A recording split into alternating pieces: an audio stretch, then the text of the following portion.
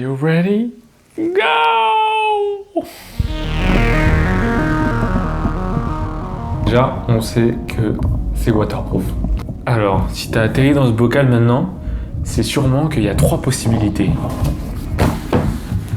Alors, soit tu es arrivé sur cette vidéo parce que tu es un ami, un abonné fidèle et tu regardes toutes mes vidéos, donc voilà, bienvenue. Merci à toi d'ailleurs. Sinon, tu cherches à acheter une caméra, voilà, pour vlogger ou une caméra pour te faire des souvenirs. Ou sinon, tu as cliqué sur cette miniature parce que tu l'as trouvée complètement délirante. Et donc du coup, t'es venu ici. Reste bien jusqu'à la fin de cette vidéo car je vais répondre à vos questions que vous vous êtes posées sur Instagram et ça pourrait en intéresser certains. Quoi qu'il en soit, tu es au bon endroit, au bon moment et je pense que tu devrais rester parce que je vais t'expliquer pourquoi l'Insta360 c'est peut-être la meilleure caméra pour vlogger.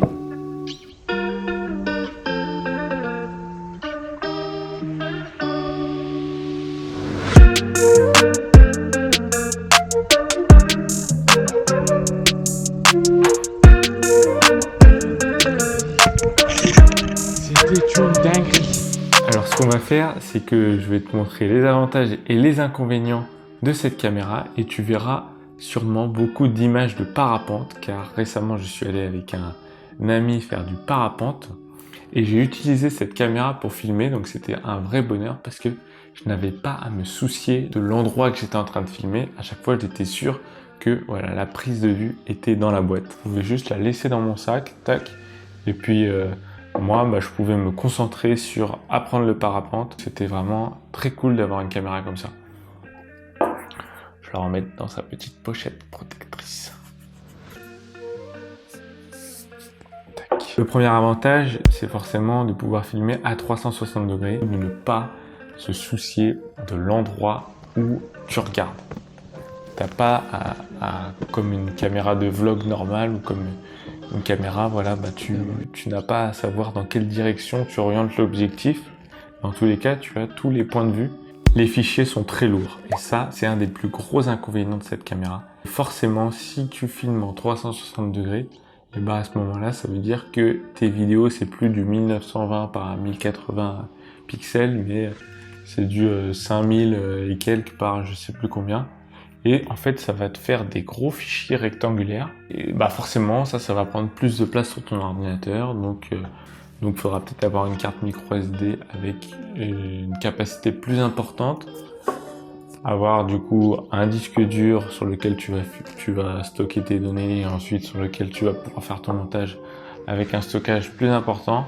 Bref, moi par exemple, j'ai dû acheter un disque dur de 2 Tera et voilà, j'ai bien rempli 1 Tera juste avec les vidéos de l'Insta360. Donc voilà, ça prend énormément de place. Un autre avantage de cette caméra, c'est qu'elle vient aussi avec une application intuitive qui s'appelle Insta360 Studio. Il y a une application sur Android, une application sur iOS, une application sur ordinateur.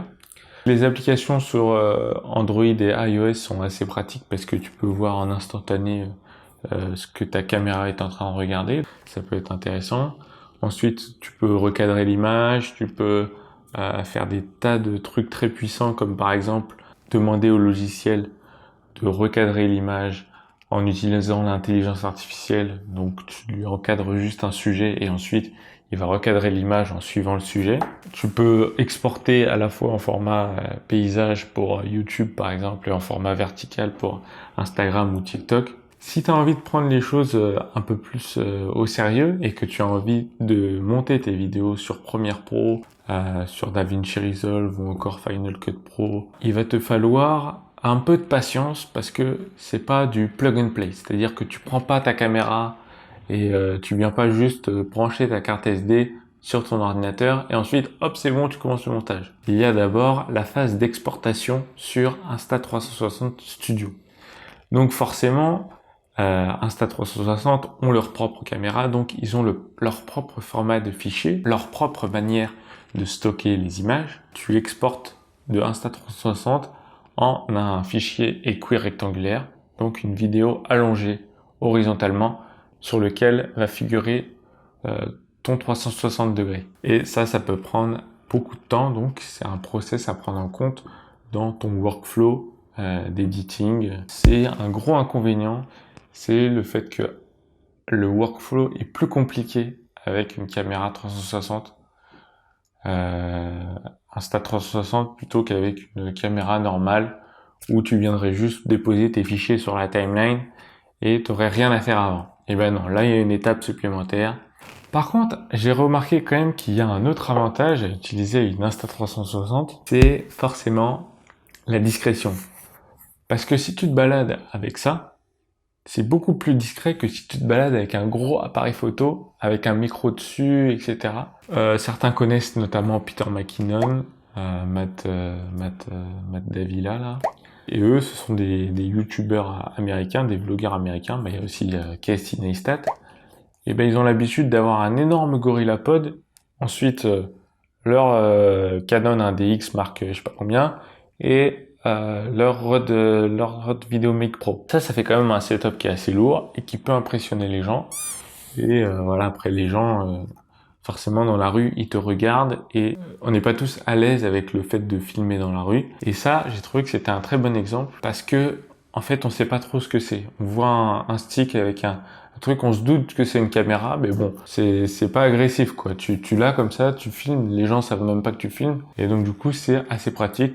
Dans la rue, moi j'ai trouvé que j'étais beaucoup plus à l'aise à parler avec une caméra comme ça. Et je pense qu'en voyage d'ailleurs, j'utiliserai plus une caméra comme ça parce que voilà, c'est plus petit et c'est plus discret. Et ça, je trouve que c'est quand même un avantage énorme parce qu'au final, le plus important, c'est pas que tu aies la plus belle qualité d'image, etc. C'est que l'image, elle soit présente. C'est que tu aies sorti ta caméra et que tu l'aies allumée. C'est ça finalement le plus important à la fin parce que quand t'as pas d'image, tu peux pas faire de film en fait. Pas de pierre, pas de construction. Pas de construction, pas de palais. Pas de palais. Pas de palais. Je trouve que c'est plus simple d'avoir des images avec une caméra comme ça. Alors forcément, avec un petit setup comme ça, il y a forcément des choses qui sont pas cool. La première chose qui est pas cool, c'est par exemple le fait que l'audio soit pas exceptionnel. Donc ça, c'est quelque chose à prendre en compte, notamment si on a envie de vlogger, de raconter des choses, de parler devant la caméra, et on n'aura pas la meilleure qualité audio possible. Ça va Joe? Ça va toi? Oui. Oui, bien. Oh non, je voulais la filmer, elle a raté. Et ce qui différencie en général les bonnes vidéos des mauvaises vidéos, c'est en premier lieu la qualité de l'audio. Un bon audio, c'est important. Le deuxième inconvénient que je dirais d'avoir un petit setup comme ça, c'est la faible profondeur de champ n'est pas présente. Souvent, quand on a un appareil photo, etc., c'est qu'on a envie d'avoir une belle qualité d'image et ça passe en général par une faible profondeur de champ. Donc vous voyez souvent l'arrière-plan qui est assez flou et c'est bien parce que ça démarque le sujet principal de la vidéo et ça donne un aspect un peu cinématographique. Alors que avec une Insta360, vous n'aurez pas cet effet de profondeur de champ. Tout sera net en fait, que ce soit le premier plan, l'arrière-plan, etc. Voilà, tout sera en focus. Alors comme vous l'avez vu dans l'introduction, j'ai plongé cette caméra dans ce broc d'eau et elle a survécu. Donc c'est effectivement une caméra étanche. Après, je pense qu'il y a une limite de profondeur. Je vous l'afficherai ici.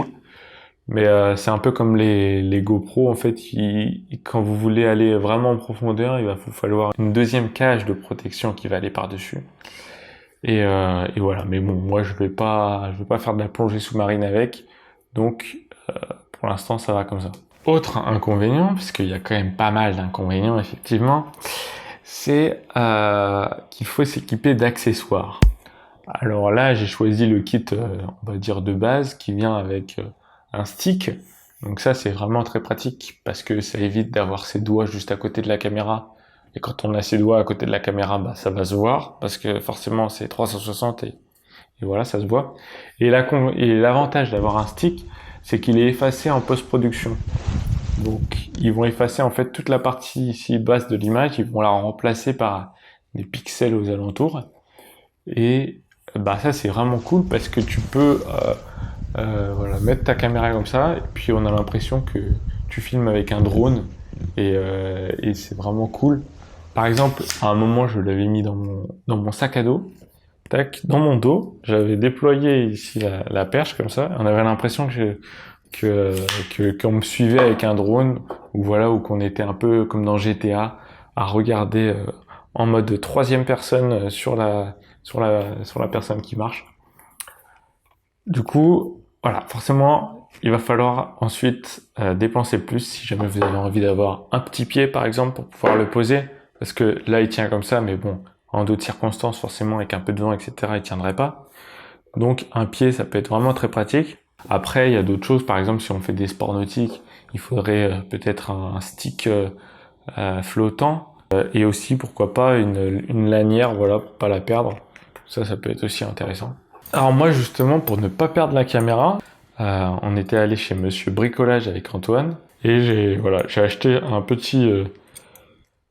une petite vis comme ça, qui a pile poil la taille des vis standards de l'industrie des trépieds, etc. Là, je sais plus c'est quoi la taille. Un quart, je crois, ouais, bref. Et donc du coup, en fait, je la visse ici, parce que là, il y a aussi un petit trou là. Et ensuite, je l'accroche directement avec mon cadenas. Non, avec mon mousqueton, pardon. Mon mousqueton, ici, tac, hop. Et donc, du coup, sur les images, on peut voir, en fait, toute mon épaule, etc. Mais ça m'a permis, en fait, de ne plus me soucier de la caméra et puis de me dire qu'elle était bien accrochée fixement à ma sellette. Donc, c'était une très bonne technique. Voilà, le bricolage, parfois, c'est mieux et c'est moins cher que d'acheter des accessoires. Alors, dernier inconvénient, décidément, j'en trouve beaucoup d'inconvénients. Comme je vous ai dit, en fait, c'est deux vidéos à 180 degrés qui vont être ensuite en post-production assemblées, et les deux vidéos sont à un peu plus de 180 degrés de manière à ce qu'ensuite, en post-production, il y ait ce qu'on appelle le stitching. Donc, le stitching, c'est le fait d'assembler deux vidéos ensemble. Et ben, le stitching, parfois, il se fait pas très bien. Donc on peut apercevoir une ligne sur la vidéo, et ça correspond en fait à l'endroit de séparation entre les deux hémisphères de la vidéo. J'ai trouvé en tout cas que parfois le stitching était pas très bien cool, enfin était pas très bien fait, donc c'est vrai que parfois c'est subtil, mais on peut voir sur certaines vidéos que ça tremble à certains endroits et on voit la ligne effectivement. Donc ça c'est quelque chose, voilà, on peut pas faire grand chose dessus à part peut-être bidouiller un peu avec les réglages sur Insta360 Studio, sur lequel on peut un peu lui dire de faire un assemblage dynamique, où voilà, c'est lui qui est assez intelligent pour savoir quand est-ce qu'il faut où faire le stitching. Enfin, un point plutôt positif.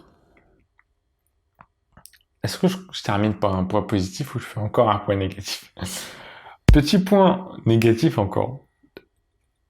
Petit point négatif surtout pour les vlogueurs. J'ai tendance à penser que la caméra est vraiment très peu réactive pour ce qui est de s'allumer et ensuite d'appuyer sur le bouton record. C'est-à-dire que quand il y a une action qui se passe assez rapidement, il faut prendre de l'avance et se dire « Ok, la caméra va mettre du temps avant de s'allumer. » Quand je dis du temps, ça peut être 10 secondes pour qu'elle s'allume et ensuite qu'elle commence l'enregistrement.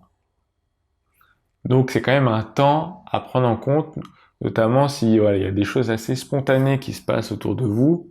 Il va falloir prendre assez de l'avance pour par exemple là, je vais appuyer et puis je vais vous dire en même temps ce qui se passe.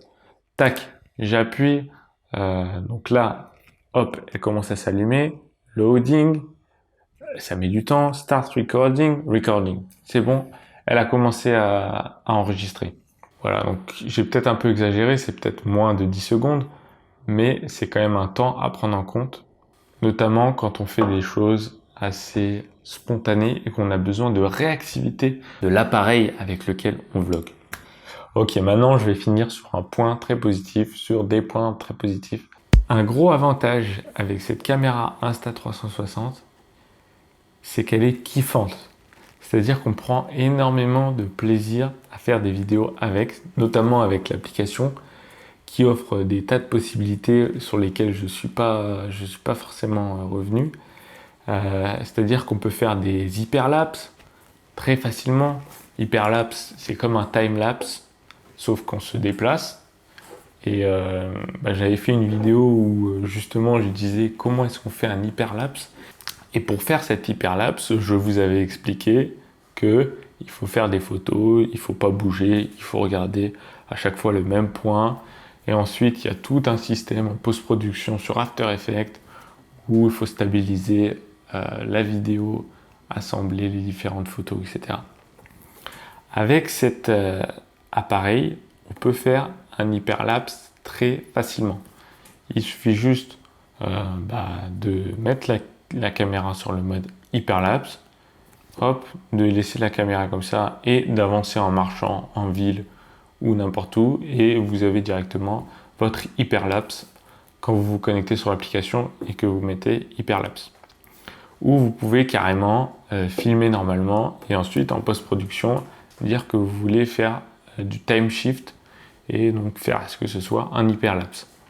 Ensuite, vous avez aussi la possibilité de faire des vidéos très drôles où vous tournez autour de la caméra et on a l'impression que vous tournez dans une petite planète.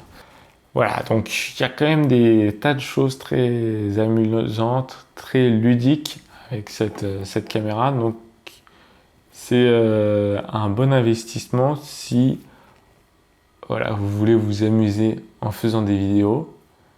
Si c'est votre kiff, et il y a plein de choses créatives à faire avec cette caméra. C'est ça que j'aime bien avec, c'est que en fait ça offre des possibilités dont on n'a pas l'habitude avec une caméra normale. Si vous voulez en savoir plus sur les différents modes, etc., avoir un point de vue détaillé sur cette caméra, sur un test vraiment très poussé sur cette caméra, je vais vous laisser en description la vidéo de la chaîne de Derrière la caméra. Je trouve qu'il fait du boulot exceptionnel à chaque fois pour ce qui est review des appareils, pour ce qui est test, etc. Et donc vous verrez un peu tous les modes de la caméra Insta360. Sinon, si vous voulez acheter cette caméra, j'ai mis un lien d'affiliation à Amazon en description que vous pouvez utiliser si jamais vous avez envie de soutenir la chaîne. Voilà, ça me permet d'avoir une commission sur votre achat et donc comme ça vous me soutenez. N'hésitez pas aussi à me soutenir sur les réseaux sociaux, Instagram sur lequel je poste énormément de photos, j'ai aussi un compte de dessin sur lequel je poste des dessins, des petites animations aussi de temps en temps. Et je vous l'avais promis, je vais finir par du coup vous répondre à vos questions sur Instagram. Il est où mon téléphone? Donc il y a Lise qui nous pose deux questions très intéressantes. Est-elle étanche? Donc Lise, tu as pu voir qu'effectivement elle est étanche. Après, je pense qu'effectivement il faut ajouter un question de protection si jamais tu vas à plus de 3-4 mètres de profondeur. Ou peut-être même plus, je pense. Bref, vous avez vu le chiffre. Je vais mettre le chiffre ici, le nombre de profondeur. Ensuite, est-ce que tu vas faire de nouveaux challenges avec comme le week-end de cinéma? Eh bien, effectivement, j'aurais bien aimé avoir cette caméra quand je faisais ma vidéo sur je regarde tous les films à l'affiche. Si jamais vous n'avez pas regardé cette vidéo, elle se met sur la petite fiche ici. C'est une caméra très discrète comme j'ai dit et ça m'aurait beaucoup servi au cinéma parce que ça aurait pu me permettre de filmer discrètement des petits moments. Donc je réessayerai la prochaine fois que j'irai au cinéma de filmer des petits moments, attention de moi, pas du film. Oh. Alors ensuite, peux-tu monter des Rush 360 directement sur Premiere ou c'est plus compliqué? Comme je l'ai dit, c'est un workflow assez différent. D'abord, il va falloir que tu exportes ta vidéo en format équi rectangulaire sur l'Insta360 Studio. Quand tu auras fait ça, sur Premiere Pro, quand tu l'importes, souvent ça va assez laguer, enfin ça va laguer beaucoup. Donc je te conseille de faire un proxy. Et ensuite, il y a un plugin qu'il faut que tu télécharges qui s'appelle comment? VR, non, il s'appelle GoPro. C'est lui en fait qui va faire l'assemblage. Enfin non, disons que c'est lui qui va replier la vidéo équi rectangulaire, et ensuite tu pourras juste voilà, enfin tu pourras juste zoomer, ou sinon aller à gauche, aller à droite, en haut, en bas, et ça va te permettre en fait de recadrer simplement ton image. Donc je te conseille vraiment d'installer ce plugin. Il y a Nathanaël qui demande la qualité des photos. Alors la qualité des photos, elle est très bonne, notamment que tu peux faire des photos en RAW, donc une qualité très bonne que tu peux ensuite retoucher en post-production. Forcément, les photos en RAW, etc., ça peut être aussi une bonne caméra, je dirais, pour les agents immobiliers, notamment pour pouvoir faire des visites d'intérieur, des visites virtuelles. Eh bien, si vous êtes agent immobilier et que vous regardez cette vidéo, une Insta360 peut être très pratique pour créer des visites virtuelles. Voilà. Est-ce que j'ai des codes promo? Oui, alors vous avez le code Jojo. Non, pas encore. J'aimerais bien. Alors, ton avis après une semaine d'utilisation? Je dirais que c'est une caméra avec laquelle on s'amuse beaucoup. Une caméra avec laquelle on s'amuse beaucoup. Ah, c'est compliqué. Mais en fait, ça dépend pourquoi j'utilise. Ton avis après une semaine d'utilisation? Oui, mais d'utilisation pourquoi? Si je suis en vacances, forcément, je vais surkiffer avoir une vidéo comme ça. Par contre, si je fais un court-métrage et que j'ai que cette vidéo, ça va pas être cool. Le court-métrage, il va pas être bien. Voilà. Ensuite, le prix.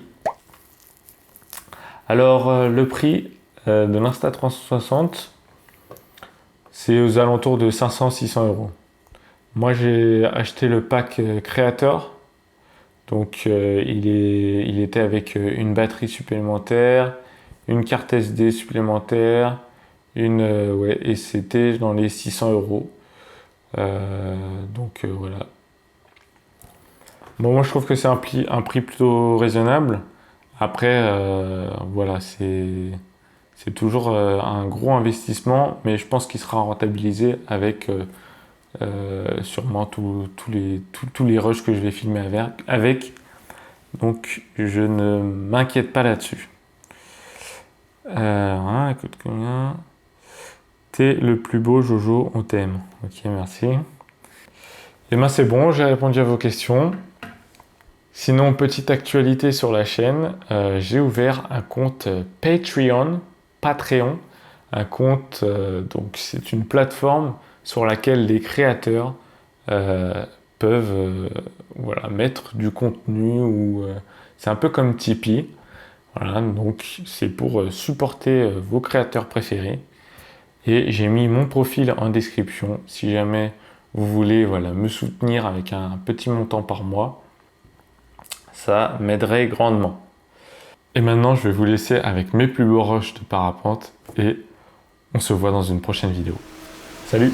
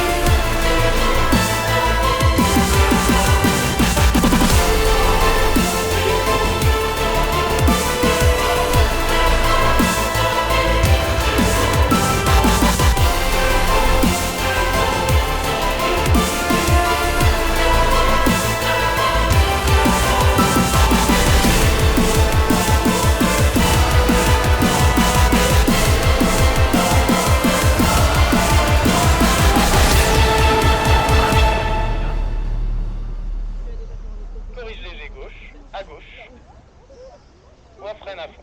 Et on court. Oh, t'as vos premières impressions sur ce vol! Ah, c'est ouf. C'est C'est ouf. stylé. C'est trop, C'est ouf! trop bien.